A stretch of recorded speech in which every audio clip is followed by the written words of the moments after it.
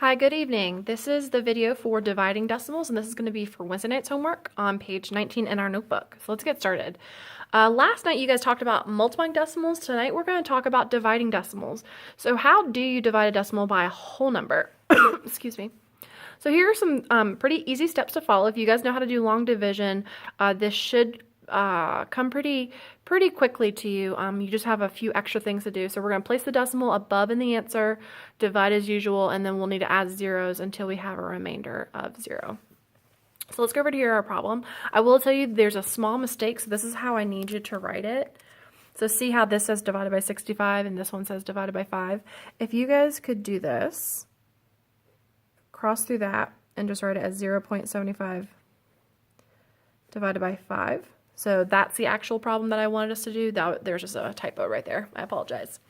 So what we're going to do is 5 can't go into 0, so we're going to put a 0 here, and then we're going to bring up our decimal. 5 can fit into 7. It can fit into it once. So 1 times 5 gives us 5, and then 7 take away 5 gives us 2.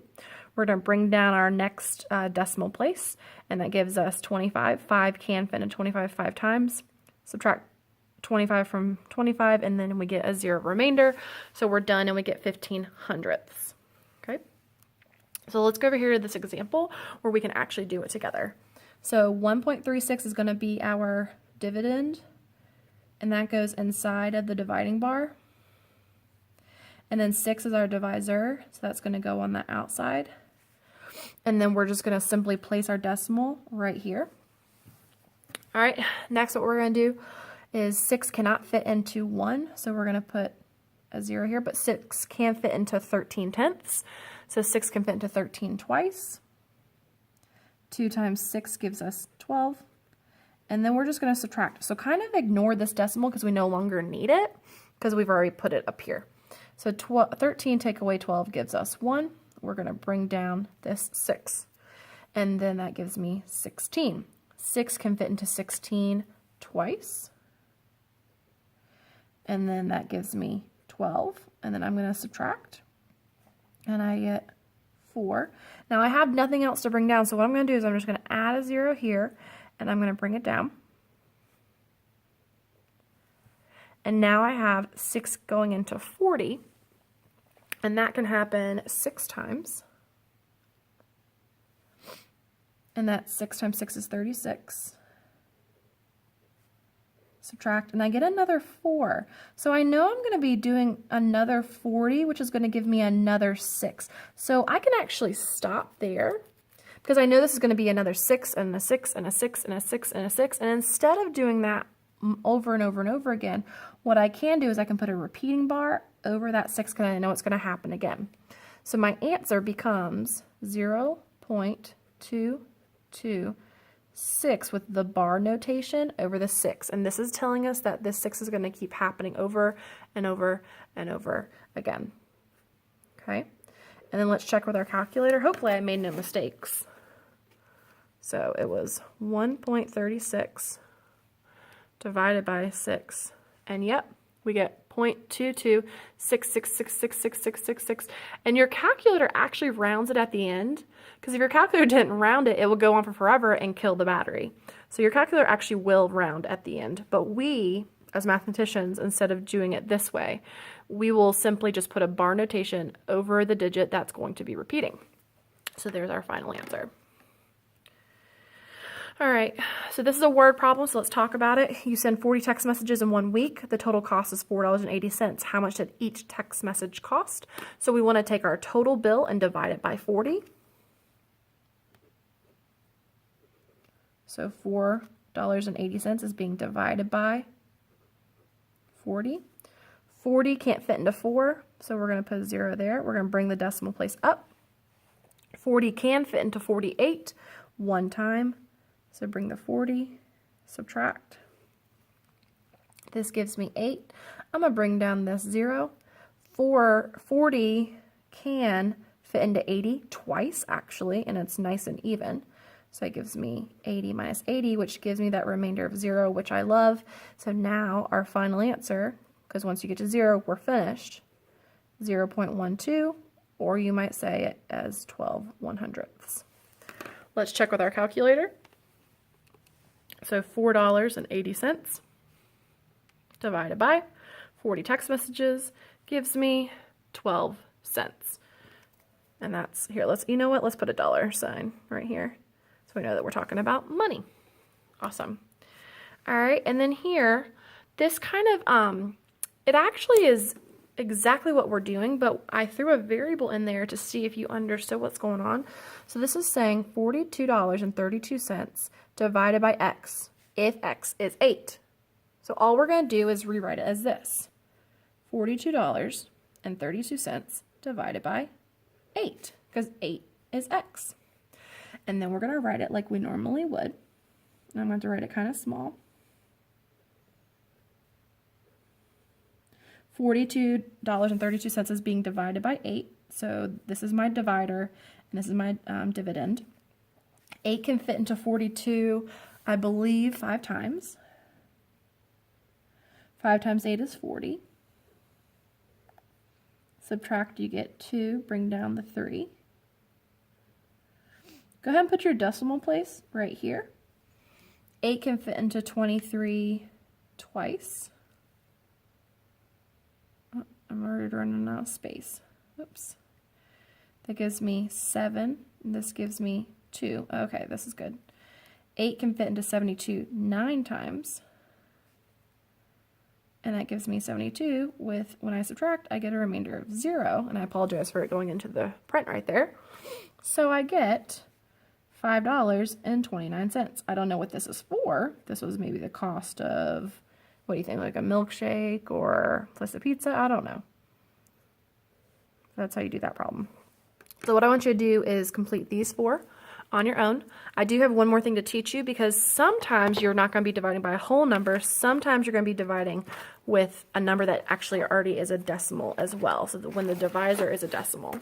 So let's open up on the inside and let's do this one together.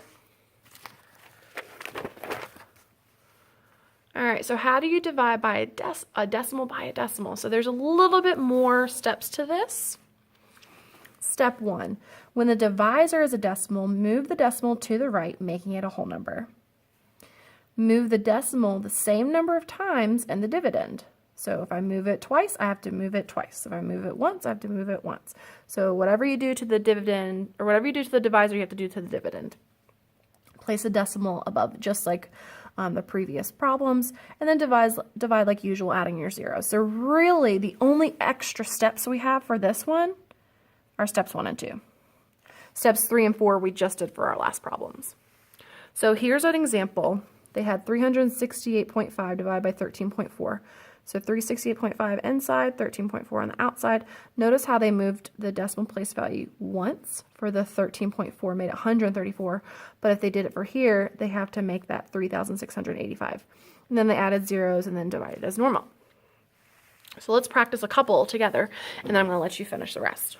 All right, so 3.6 divided by 1.2. So 3.6 goes inside the dividing bar, and then 1.2 goes on the outside. Now 1.2 is a decimal. We want to make it a whole number, so let's move the decimal place to the right. We only have to move it once, so we're going to move this guy only once. So my new problem, I always rewrite it, is 12 is now dividing 36. And that's going to be easy peasy, lemon squeezy. Here we go. 12 into 36, I can go ahead and tell you it's going to be 3 times.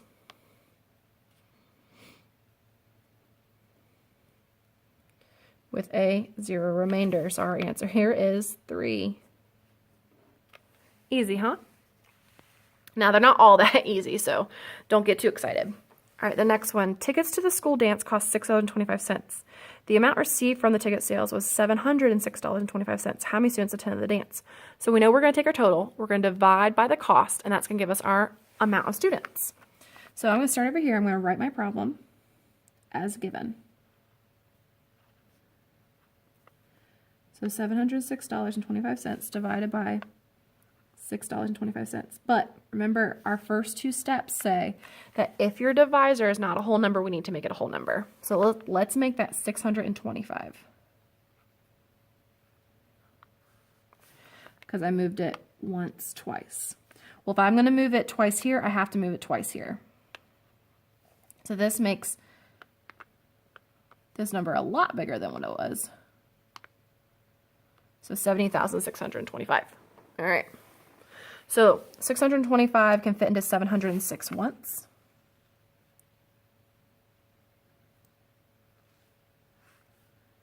Let's see, 75 plus 6 is 81. 625 can't fit into 81, so I'm going to bring down this 2. 625 can fit into 812 once. Oh, and the decimal's right here, guys. So we're going to put the decimal right here. Sorry, I forgot that part. All right, and then this is 625. And then that's, let's see, 175, 185, 187, I think. I'm going to check on the calculator really quickly. I don't want to do the wrong math with you guys. Yeah, 187, cool. And then I know 625 can't fit into 187, so I'm going to bring down this 5. It looks like this can, like 625 can probably fit into 1,875 3 times. That's my guess. And let's see, that's 18. Oh, I think that actually came out good. Yeah, so let me do it in the calculator really quickly. So 625 times 3. Yep, cool. And so when I subtract, I do get 0, and then there isn't anything in the tenths place, so you can put a 0, or you can just leave it as a whole number of 113. So how many students attended the dance? 113 students. Okay. All right, so your goal tonight then is after you finish the front side, I need you to also finish 1, 2, 3, 4, and 5. And then what I want you to do is I want you to spell a 4, 5, or 6-letter word.